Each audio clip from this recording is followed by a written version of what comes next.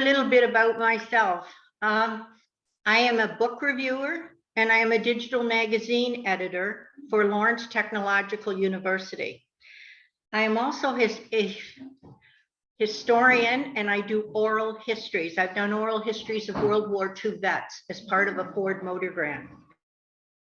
So obviously history is very important to me. I was not born and raised in Detroit, so I came to Detroit late in the game. And what I realized is that when you live in a city, we have a tendency to get blasé. We don't know our own city. We get on a plane and we go to cities and we tour and we explore. We don't do it in our own city. I lived for about 30 years. I lived 2 blocks from the Detroit Zoo. Never went. My relatives would come stay at our house and walk to the zoo, but I didn't go. I drive by it. I saw it every day. So you tend not to see things every day. And I found as I started to research Detroit, there is a tremendous history. And even people who were born and raised in Detroit are often unaware of the background and what is going on.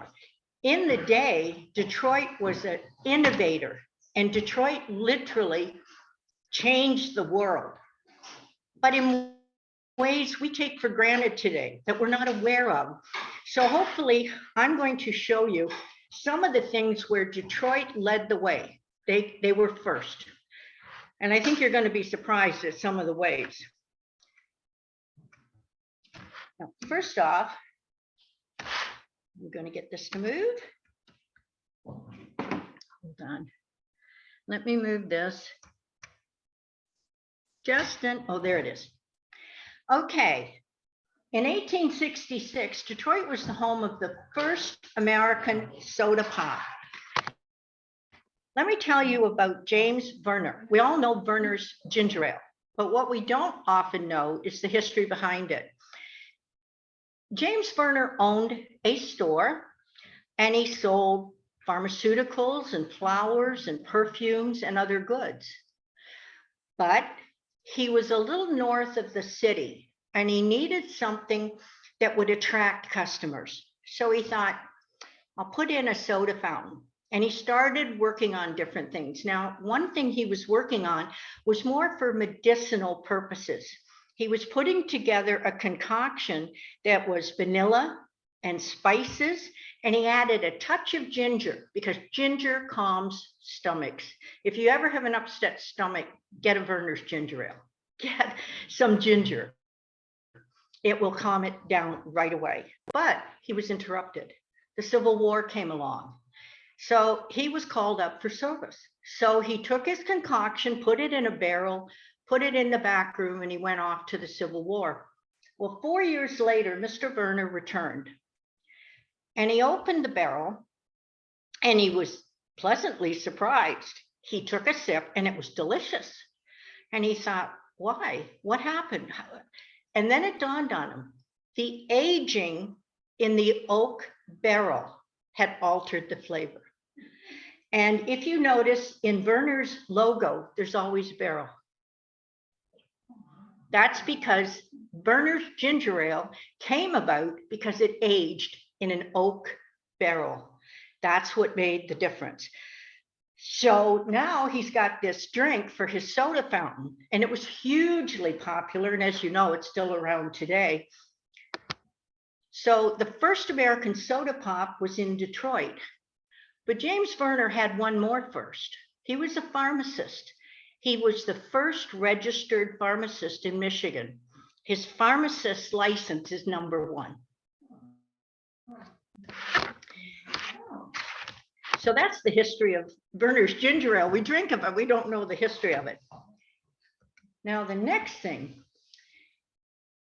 in 1874, we get the first and only floating post office. It's called Mail in a Pail. Now, John Ward Westcott was born into a large Michigan shipping family that did the Great Lakes. And he was a cabin boy on some of the ships. At 20, he got his pilot captain's license. He was the youngest captain on the Great Lakes. Well, having grown up in the shipping industry, he looked around and he saw what he thought was a good business opportunity. If you were on these ships, you'd be gone from home for a very long time, 3 months, 6 months, what have you.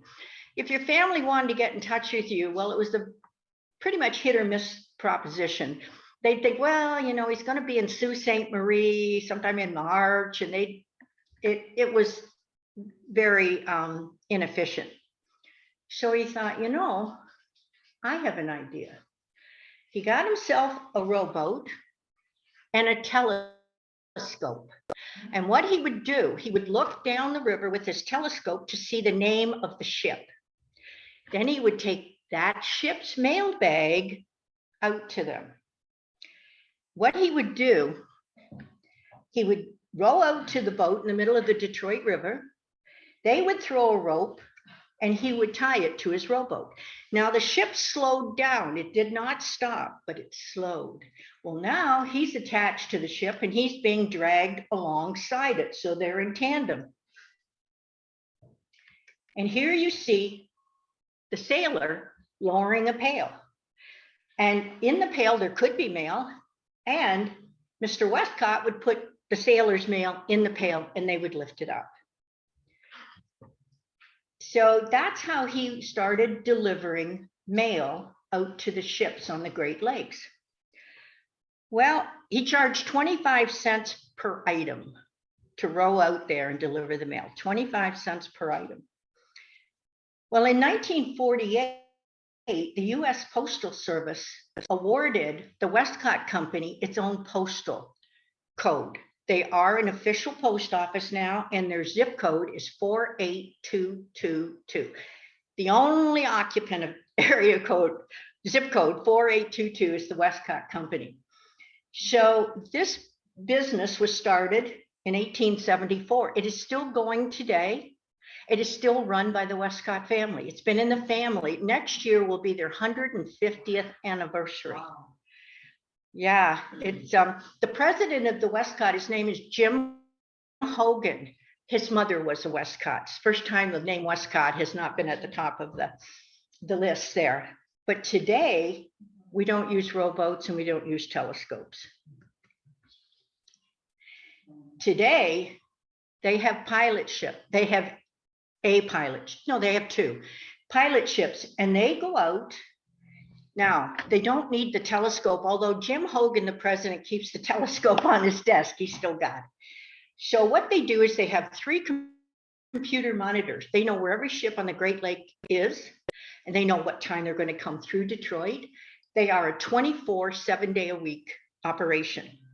They do not operate between late November and April because of ice in the river. But other than that, it's 24/7. So they see that the ship's going to be at their location. They go out in the pilot boat, pull up alongside. Again, the ship slows. It does not stop, but it slows. They pull up and they deliver mail in a pail. It's still the same process. And the price has changed. If something is under 20 pounds, they charge $10. It's $15 for items 21 to 40 pounds, and then 41 plus, they charge $25. Now, I want to show you what it looks like today. Today, they're still delivering mail in a pail. And you can see there's a pail and there's a bag. The bag is the sailor's mail that they're going to give to the Westcott so they can forward on to their families. And the pail, they will put the sailor's mail in that and they'll haul it back up onto the ship. If you have family members who are on a ship, you can mail it to the Westcott. You put the name of the ship, Marine Post Office, Detroit 48222.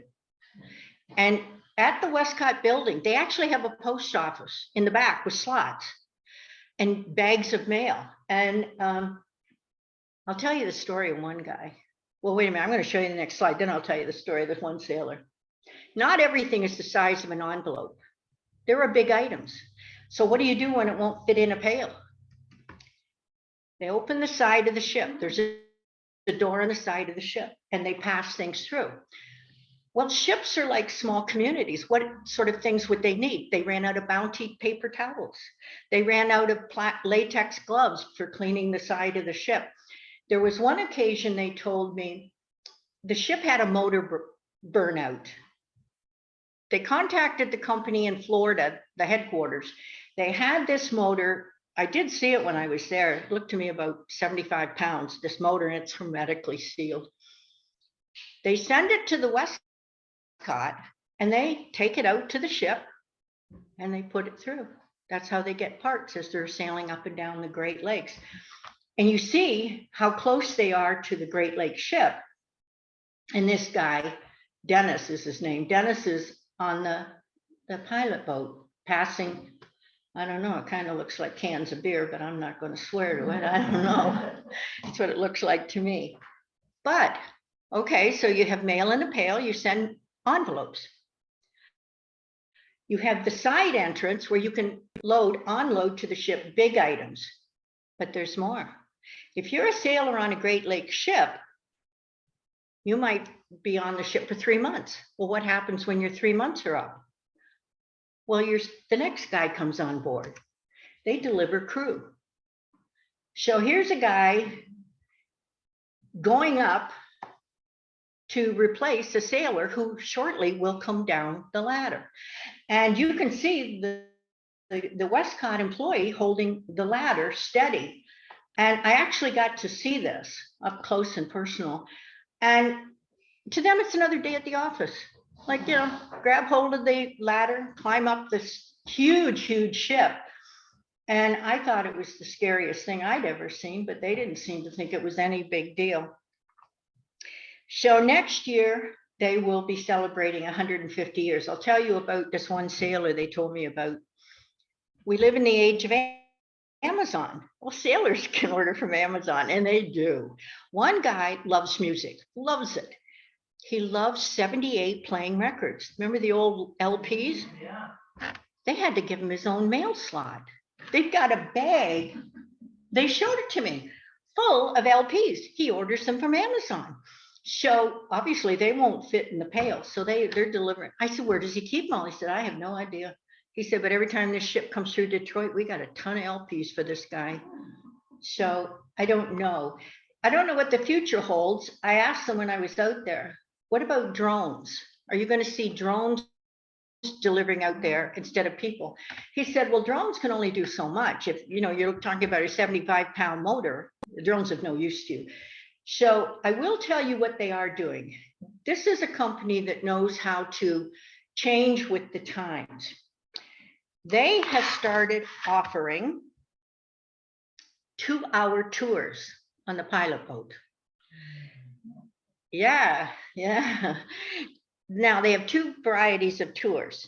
You can buy a Detroit River tour, and that goes one way down the river or up the river. The other one is under the Gordie Howe Bridge into River Rouge, and it's 2 hours. Maximum 6 people on the pilot boat, maximum. So if you have 6 people, it's $50 per head. That's $300.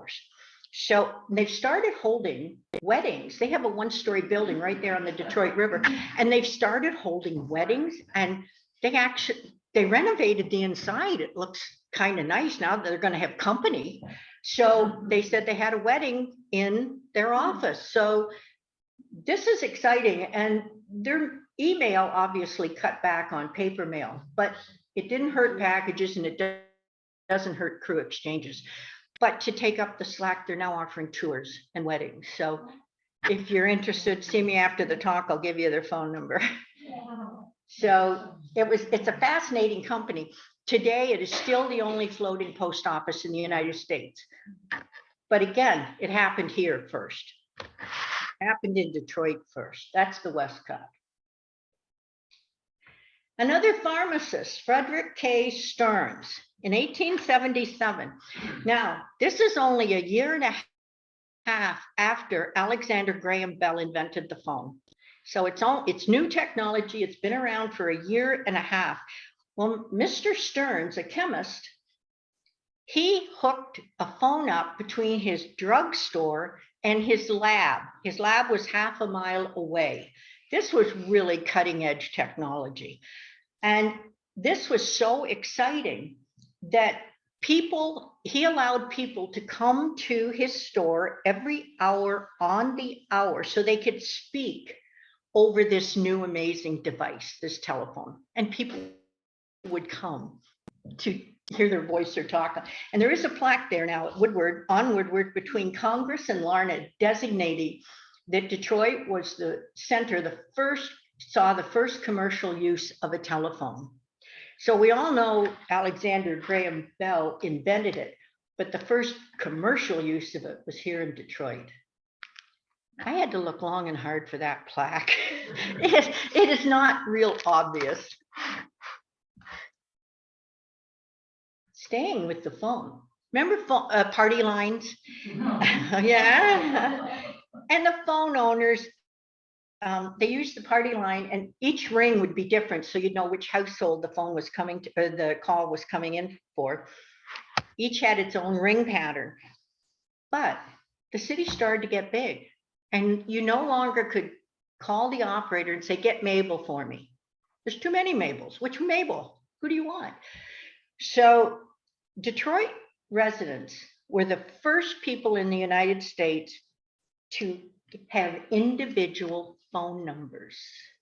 And Detroit paved the way for the rest of it. And of course, we all have our own individual phone number.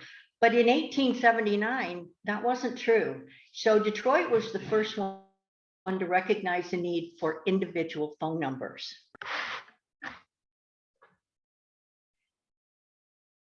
Okay, Fred Sanders. Everybody knows Sanders. Sanders had stores called Sanders Chocolates, and they first were opened by Fred Sanders in 1875. You can see that's different from the date I have up there, but he opened them in 1875. He opened a store at Woodward and Gratiot, and he would sell candy and fudge toppings and baked goods. He also would serve light lunches and an assortment of desserts. Well, business was good, and he wanted to enlarge. So the building you're seeing there, that was called the Pavilion of Sweets. Fred Sanders opened the Pavilion of Sweets. I love that title. Right away, you want to go visit it. So that opened in 1891. So Fred Sanders opened the Pavilion of Sweets at Woodward and Michigan Avenue. Now, it was here that the first ice cream soda was born. Now, there are some people in Boston who say they invented it, but we don't believe them. We're not from Boston, so we don't care. Now, Fred Sanders was one of the first entrepreneurs to use electric motors. He used the electric motors to run candy machines, and the candy machines were built by the Edison Illuminating Company. Edison was obviously very much into electricity, so he built them.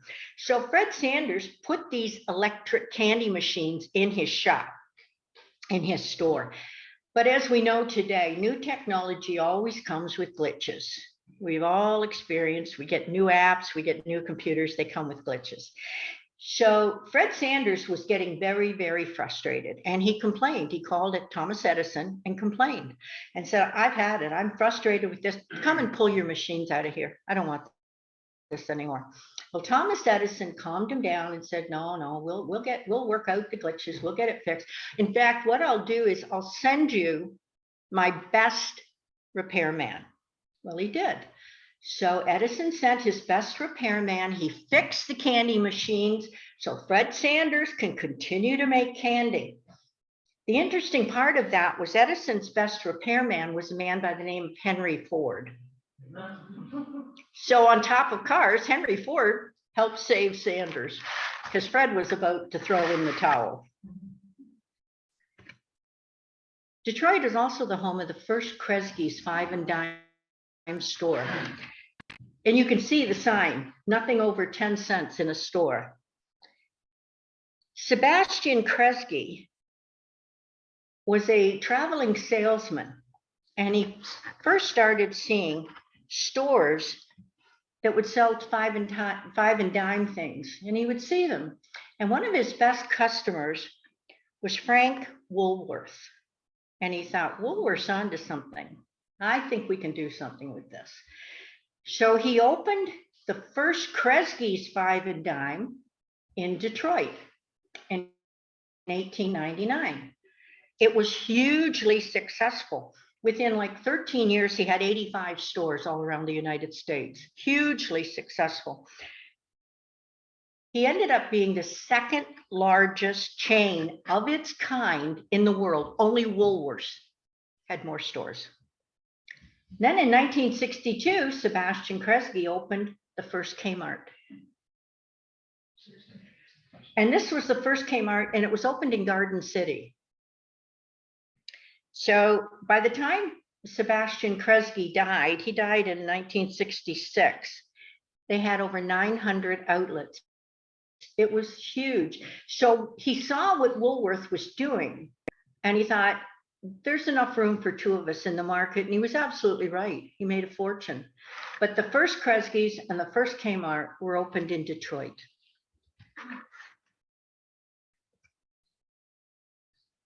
Okay, 1901. This is the Palms apartment building. It's on Jefferson Avenue in Detroit. The architect is Albert Kahn. If you're not familiar, Albert Kahn was a Detroit architect, world famous. Most buildings, you can hardly throw a softball and not hit an Albert Kahn building in Detroit. Well, Albert Kahn told his younger brother, Julius, I will pay your way through the University of Michigan. I'm an architect. We don't need another architect in the family. We need an engineer. I'll pay your way through U of M. You get a degree in engineering. And Julius said, works for me. Okay. So Julius graduated as an engineer, and he opened a company in Ohio that made concrete. Well, the two brothers got together. You've got Albert, the architect, and Julius, the engineer, and they got together and pooled their knowledge. And they said, you know, if you pour concrete and you put steel bars, bent steel bars, into the concrete when you pour it, it will reinforce it and it will make it much, much stronger. Well, they did a few small experiments and it seemed to work. So it was time to see a big project. So they built the Palms apartment in 1901 and 1902. It took 2 years on Jefferson. And that was the first time Kahn reinforced concrete was used in a major building. Well, here it is today. So we are, what, 130 years, 120 years of, and it's still standing and it's still occupied. So they proved beyond a doubt that Kahn reinforced concrete works. So that's the first project, but then it mushroomed. Next, they did the building number 10 Packard plant. What's the advantage of concrete, reinforced concrete in a factory? Well, without reinforced concrete, you have to have a lot more structures to hold it up. But once you get into reinforced concrete, you don't need a pillar every 10 feet. Now you can do it maybe every 30 feet, every 40 feet. So what does that do? It opens up the space. Now you have more space to work with. So they did that, and it became standard for all the automobile factories across America. In fact, 6 years later, there would be over 1,500 buildings across the country using Kahn reinforced concrete. So that was a big deal. Okay, so at this point, cars are trickling into society. They're not pouring yet, but they're trickling. At this point, only the wealthy, the well-to-do can really afford a car. It's not for the everyday average guy. So slowly but surely, cars are starting to trickle in. There are many motor companies. Some you may have heard of, some folded after a couple of years, but everybody had their own brand of car they were putting out, but it's still a trickle. Well, progress brings problems. So you well enough off, you can buy an expensive car. But if the roads look like this, what good is it? What are you going to do now? So it's nice that cars are there and you can take trips and they're not as rough as taking a horse and buggy. but you have a problem. The roads won't accommodate it. And this is still just a trickle of cars. What's the solution? The first mile of concrete road was paved in Detroit. It was paved on Woodward between 6 Mile and 7 Mile. And here's a picture. That's what Woodward between 6 and 7 looked like in 1909.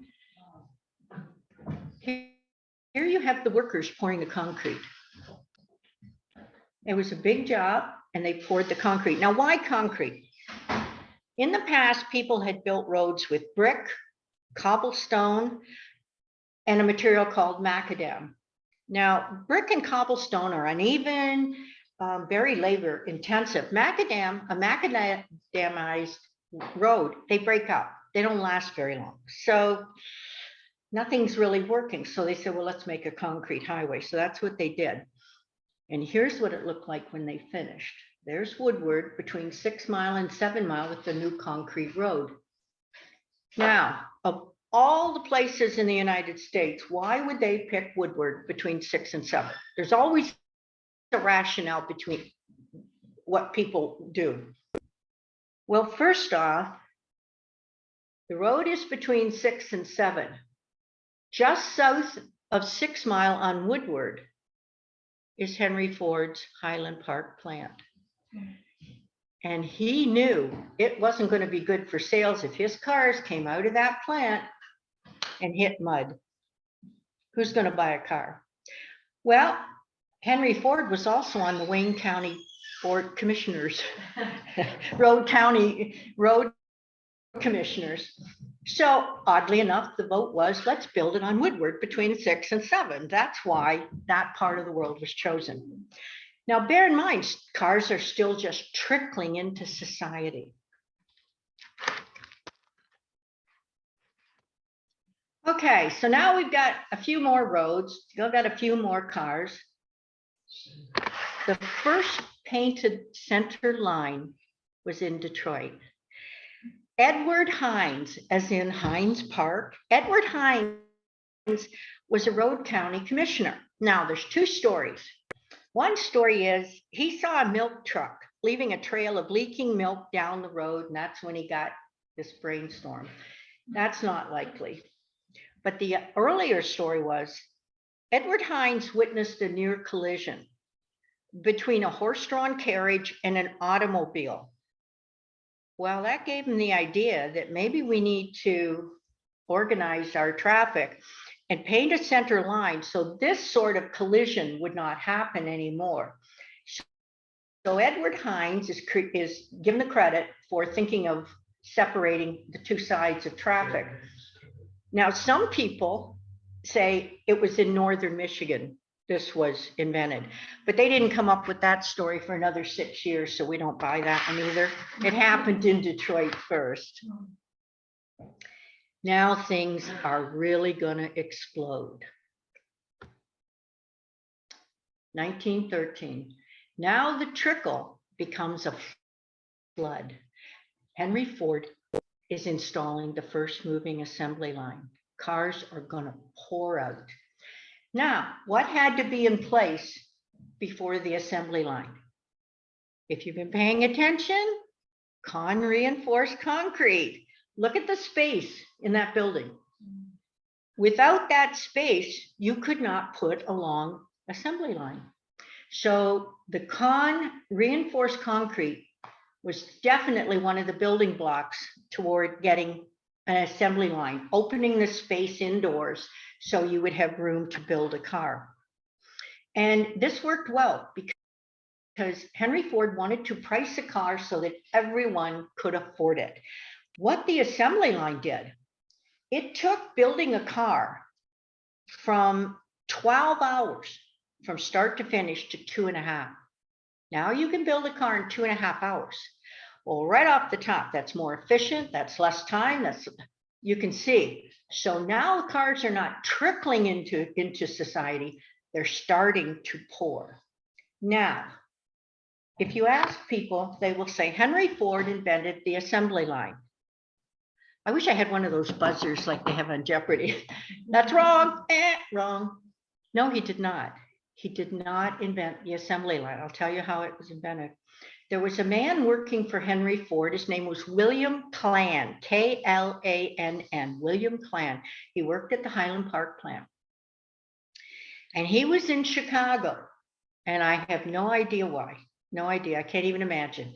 But he visited a slaughterhouse in Chicago. Like, who would want to do that? But he did. Well, what he saw when he went to the slaughterhouse, without getting graphic, but you have a unit, one unit coming in here, being disassembled and coming out as pork chops or bacon or whatever, many parts, right? Well, William Clann started thinking about that. And he thought, what if I turn it around? What if we have all the different parts coming in here, not disassemble, we'll assemble, and one unit will go out. So he thought, I think that's workable. So he went back to the Highland Park plant and he told his supervisor, if we take the idea of the Chicago slaughterhouses and we turn it around and we change it from a disassembly line to an assembly line, well, his supervisor was not impressed at all. No. So he persevered and they said, okay, I'll tell you what, you can use this one corner of the factory, set up something and let me take a look. He said, okay. So he did. And the supervisor came over and now he could see it in reality. He could see it. So he said, you know, I think this will work. So the two of them went to Henry Ford and said, we got an idea how we can bring the price down, make more cars, less time and all that. And Henry Ford's reaction was the same as the supervisor. No, I don't think it'll work. No, I don't like that idea at all. They had to persevere. So they said, come take a look at what we're doing. And they had to do a hard sell. But Henry Ford finally, the light bulb went off. Henry Ford finally said, you know what? I think that will work. And of course, to this day, Henry Ford gets all the credit. People say, oh, Henry Ford invented the assembly line. No, he didn't. But he did put it in his plants. He did take the innovation. And so the moving assembly line, which is really just a product flow production line, started in Detroit. It was the first assembly line ever, and it was based on reversing the lessons of Chicago. So William Clann had the smarts to make the connection that what they're doing over in Chicago, we turn it around, we can make money on this, we can do this. So although Henry gets the credit, it was William Clann that actually invented the assembly line. Okay, more progress, more problems. As cars are not trickling in, they are flooding the market now. We run into traffic concession. This is actually Campus Martius in 1917. And look at it, you've got pedestrians, you've got cars, you've got horse-drawn carriages, you've got trolley cars. I mean, just looking at that picture, it's kind of scary. How are you going to get across the street? I don't know. Look at this lady on the side. She looks real nervous. I don't blame her. I wouldn't give her good odds myself. That doesn't look too promising. It's so with one new piece of progress comes another problem. Now, this is how bad it is. This is how serious this problem is. In the early years, 3/4, 75% of auto victims were pedestrians, not the drivers. It was pedestrians. They were killing pedestrians. And another startling statistic is of the pedestrians that were injured, 1/3 of them were children. So children would dart out in front of this or that. So this is a very, very serious problem. We love having the cars. We love people can afford them and all the rest of it. But we have another problem. Cars are killing people, and what are we going to do? They had to find a way to make the streets safer. So in 1914, this is literally the first stop sign. Now we have eye-catching red stop signs and they're hexagonal and all that. That was the first stop sign. Well, that's a step in the right direction. But then you see the traffic. It says stop and go. Literally, it's a semaphore. They called them semaphores. You literally would look at the sign and it would say stop or go. And then they added the red and the green. Well, that's a step in the right direction, but there's no wiggle room. That's an either or situation. And sometimes people don't think that quickly. So while it was helpful, it still wasn't enough. By the way, that is the first US stop sign was used in Detroit at Woodward, Michigan, in Grand Boulevard. I'm not really sure. Look at that. GM building. See the GM building? So, all right, we've made progress. It's not great, but better than nothing. Well, in 1920, they made an improvement. Actually, the person who made the improvement was a Detroit traffic cop named William Potts. Well, who else would know better than a traffic cop? What he did was he invented the 3-color 4-way traffic signal. By putting in the amber or the yellow, you put in a cushion. Now it isn't hanging on a dime. I mean, we've all been in a position where you come to an intersection and the light's turning yellow and you wonder, can I make it? Should I try? Should I stop? With the red and green, there was no choice.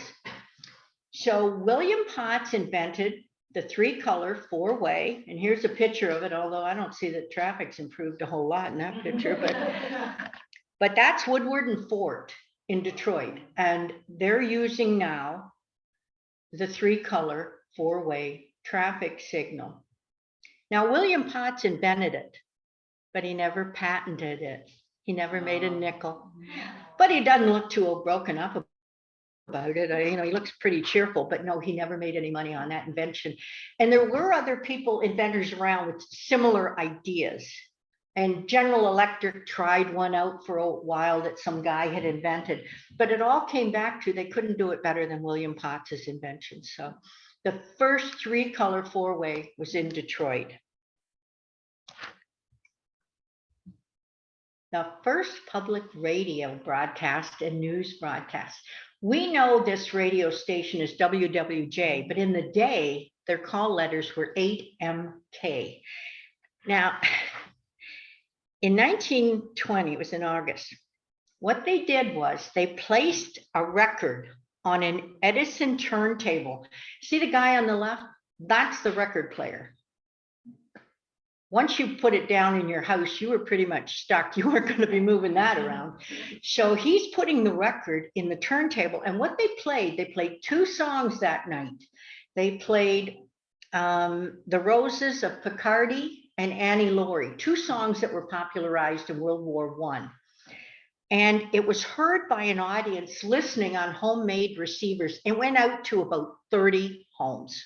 So this wasn't a real widespread thing, but they did that. Now, the next day, they actually sent out a news broadcast. What they broadcast were election results, state, local, and what congressional. So they announced the election results on the radio for the first time in Detroit. We don't think about that. You know, we get instantaneous stats all the time. But they did that in Detroit. This was such a big deal that the newspaper headline read, "The news radio phone to give vote results. Amateurs over Michigan are invited to give wireless parties and hear voices in the night." It was front page news.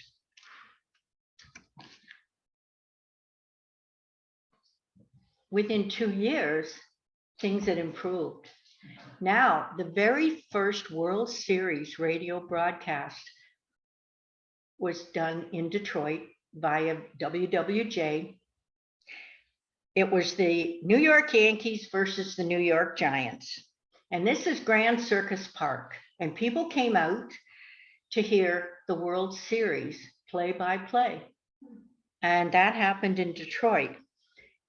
Again, this was new technology. And some people embraced it. And here's a guy you probably know who embraced it. Babe Ruth gave his first radio appearance ever on WWJ radio. I'm sure he was stumping for a politician because he's got a badge, vote for Al Smith. So I don't know if he was talking baseball. I suspect he was trying to get you to vote for Al Smith, but his first radio broadcast was in Detroit on WWJ radio.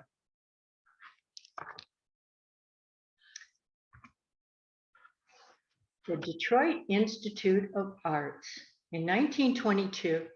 It was the first museum in the United States to acquire a Van Gogh painting. The very first in the United States. This particular portrait, it's called Vincent van Gogh Self-Portrait 1887.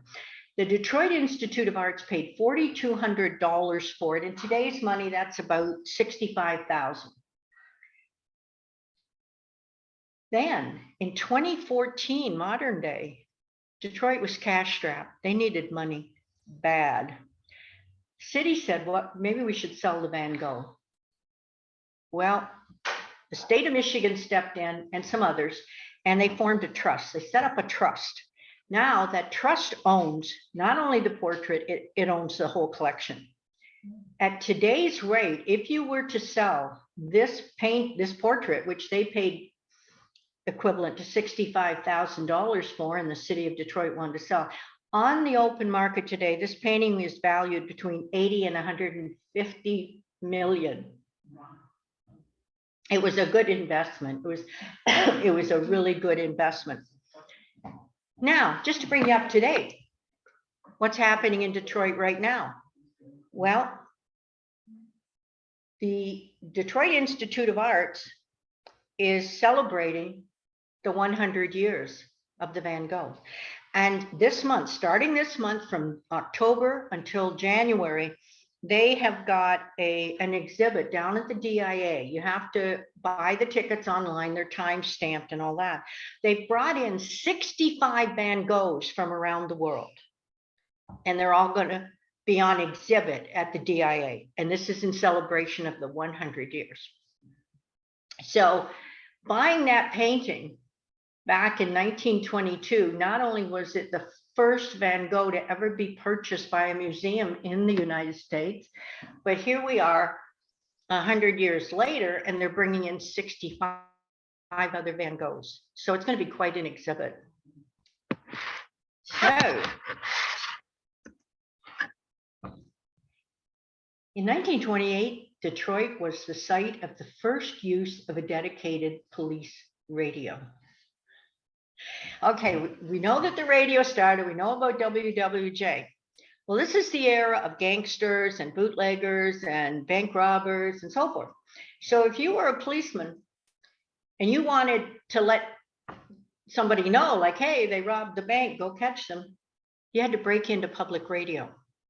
So you're listening to your favorite symphony, or you're listening to your favorite play on the radio, and all of a sudden you would be interrupted by saying, we need police officers at the corner. They are sharing the radio of the police with the public. Well, that wasn't working out real good. So commercial stations were being cut off. And so they decided this isn't going to work. So they decided, again, radios are great. They bring us all these things, but now they've created a problem because the police, they need their own radio. So on April 7th, 1928, the police broadcast for the first time in the United States on a dedicated police radio. They didn't have to interrupt commercial radio any longer. I don't know why, but every time I look at this, remember that old crazy TV comedy, Car 54, Where Are You? I think, and I keep thinking, if I was sitting listening to something on the radio and they said, Car 54, where are you? Yeah, not happy. So for the first time, Belle Isle Police used a dedicated police radio. Well, that eliminated radio interference from the Detroit stations. It reduced response time. It increased arrests. And after this, it became standard in every police force around the country. But it started here in Detroit. Now, you know that WWJ originally was 8MK, and then they changed it to WWJ. Any idea what they call letters are for the dedicated police radio station? Anybody? Okay, here's the call letters.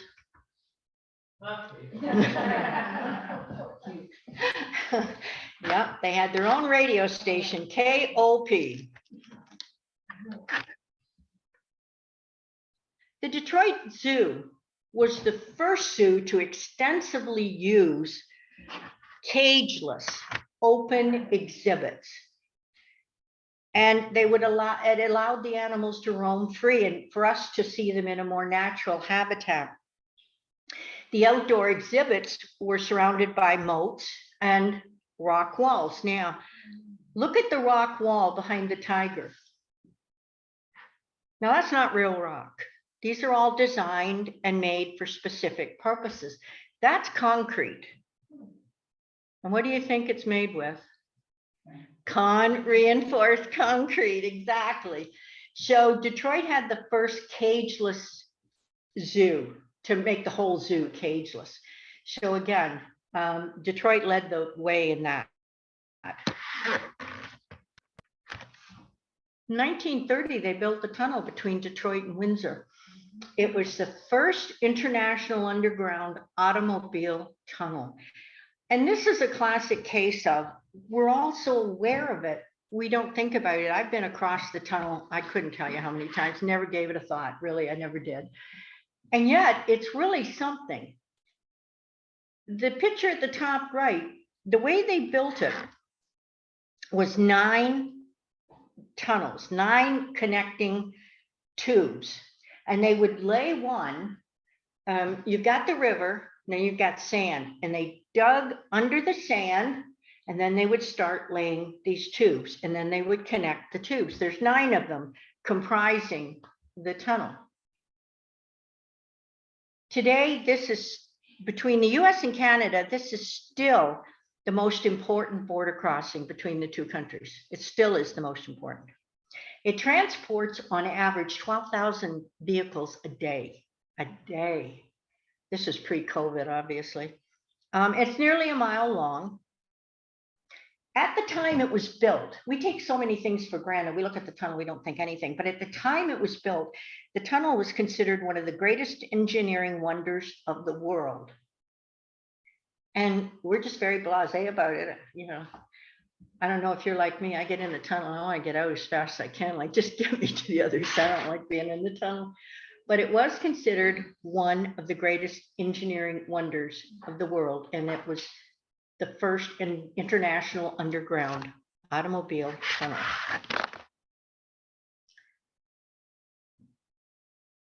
Detroit is also the home of the first African-American national hero, Joe Louis, the Brown Bomber. Now, he was not born in Detroit. He was born in Alabama, but when he was 11 years old, they moved up to Detroit. Now, his real name is Joe Louis Barrow, B-A-R-R-O-W. His name is Joe Louis Barrow. Well, when they moved up to Detroit, his mother was a little concerned. She didn't want him hanging around with the wrong crowd. Boy, that's familiar even today, isn't it? So she sent him to the local youth center to keep him busy. Go down to the youth center and don't be hanging out with the wrong crowd. Well, he was fascinated with boxing.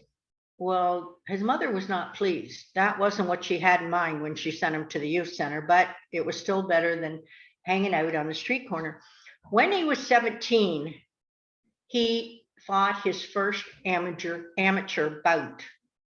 And what he did, when he signed in, he said his name was Joe Louis. Well, his name is Joe Louis. It's Joe Louis Barrow. But he only signed Joe Louis. And we think that was because he didn't want his mother to know he was going to have a boxing match. So he dropped the Barrow. So even if she saw something advertised, she wouldn't realize it was him. Well, in 1934, he won the U.S. Amateur Championship. His amateur record was 50 wins, 3 losses. Of the 50 wins, 43 were knockouts. He was a tough customer. And then his professional record was 69 wins and 3 losses. He reigned as heavyweight champion of the world from 1937 to 1949. That's the longest period anyone has ever been heavyweight champion of the world. In fact, Joe Louis is credited with a remark. I did visit the International Boxing Hall of Fame, and when I saw the actual size of the ring, they're very large. I had no idea. And Joe Louis is credited with the saying, they can run, but they can't hide. Well, if you look at a boxing ring, there's nowhere to hide. You can run forever, but he's going to get you. So he was an absolutely outstanding heavyweight boxer. Now, Ronald Reagan said of Joe Louis's cultural impact, Joe Louis is more than a sports legend. His career is an indictment of racial bigotry and a source of pride and inspiration to millions of white and Black people around the world. Today, Joe Louis is buried in Arlington National Cemetery. He also received the Congressional Medal of Honor posthumously in 1982. Now, we're all familiar, I think, with that monument in downtown Detroit, the Fist. That was commissioned in 1986 by Sports Illustrated. And what it symbolizes, according to Sports Illustrated, it represents the power of Joe Louis's punch, both inside and outside the ring. That's what that is symbolic of. And of course, we have Joe Louis Arena. But the first African-American national hero is from Detroit. So that was a first.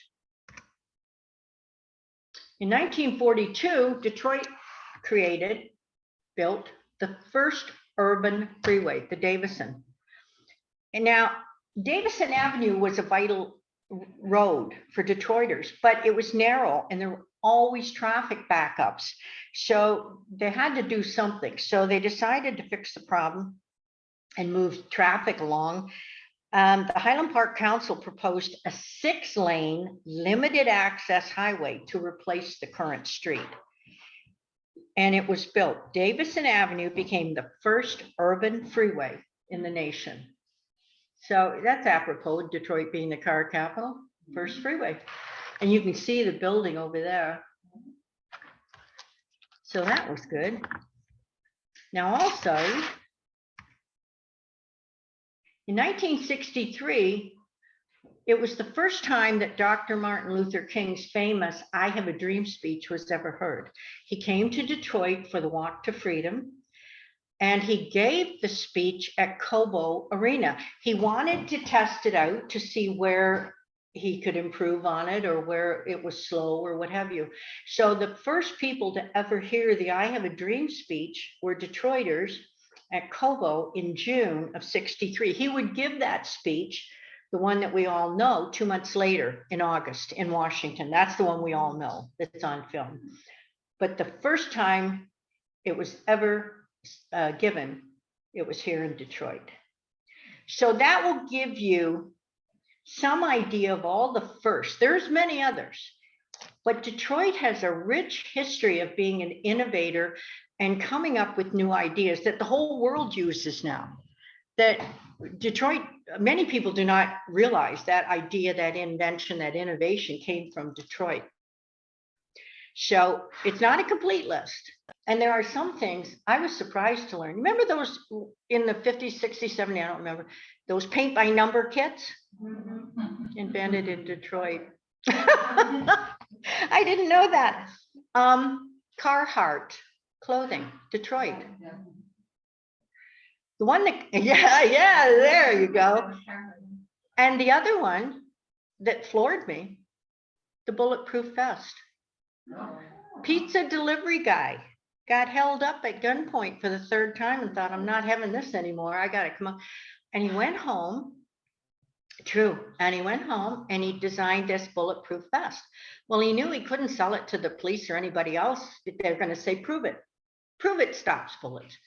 You can see this on YouTube. he put on his vest, he pointed a gun at himself. I know that's the reaction I had, like, what? And I'm thinking, do I want to watch this? Do I really? Ooh, I don't know. And he shot himself, and of course, lived to tell the tale, and that convinced the police. And he sold bulletproof vests all over the country. So I didn't add that in the talk because it was all started because of his third robbery. And I thought Detroit doesn't need any more bad publicity. So we're not going to talk about that one.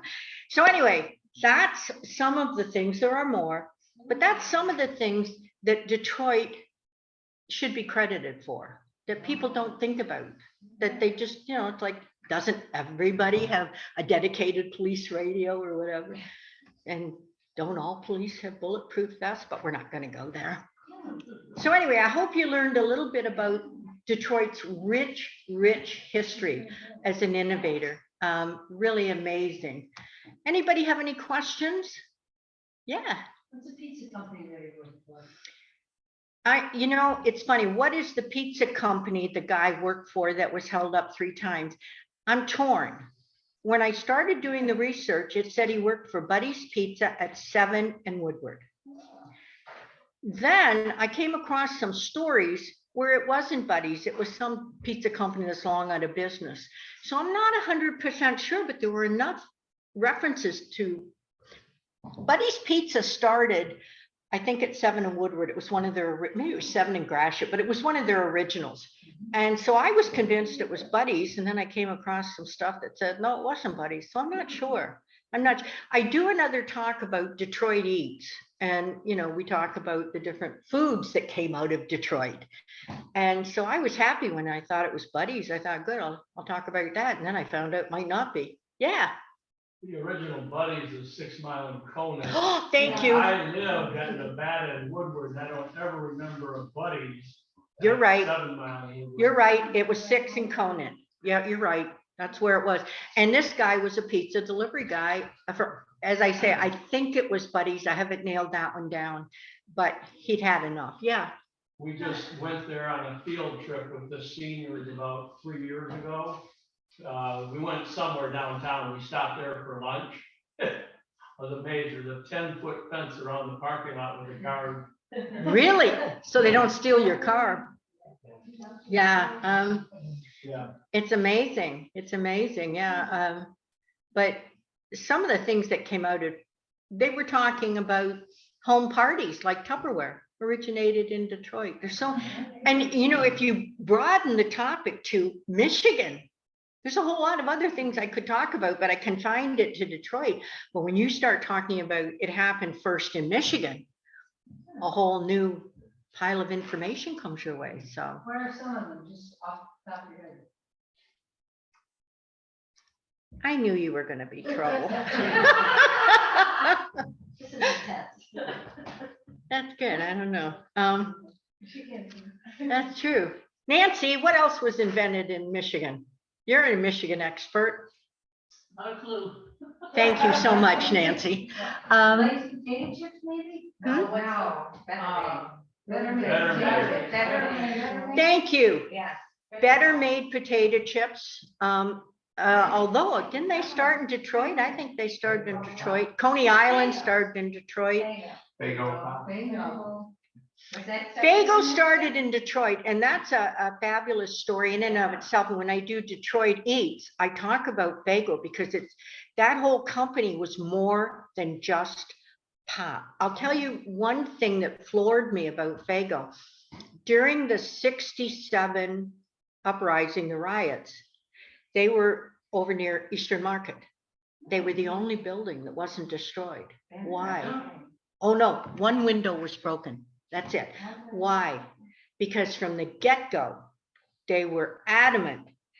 They only cared about merit. If you showed up and you did the job, they didn't care if you were white or you were black. You could be a truck driver. They didn't care. So from the get-go, they treated their employees fairly, and it paid off because when the riot happened, they weren't touched. Yeah. There's somebody local, I don't know if he's from Michigan, the state of Michigan, but he puts on a whole lecture on Fago. Oh, yes, I know who he is. Yeah. Bill from the Free Press. He wrote a book Yeah. on it. Right. It's a really, really good book. Yeah. I went to one of his talks. Yeah, he did a good job on that book. Yeah, really. Yeah. Okay, what was invented in Michigan? Amway, Grand Rapids. See if you give me long enough, you know. Amway in there, and yeah, there's other things too. I just haven't done enough research on that, but that would be an expanded topic. But Detroit has plenty of its own, you know. Detroit is an absolutely fascinating place, and we get a bad rep. I wish the public relations department for the city of Detroit would work a little harder, because there's a lot of good things about Detroit. They never seem to make the press, you know. That's too bad. That's too bad. But if you are interested in going on the Westcott, I have their phone number.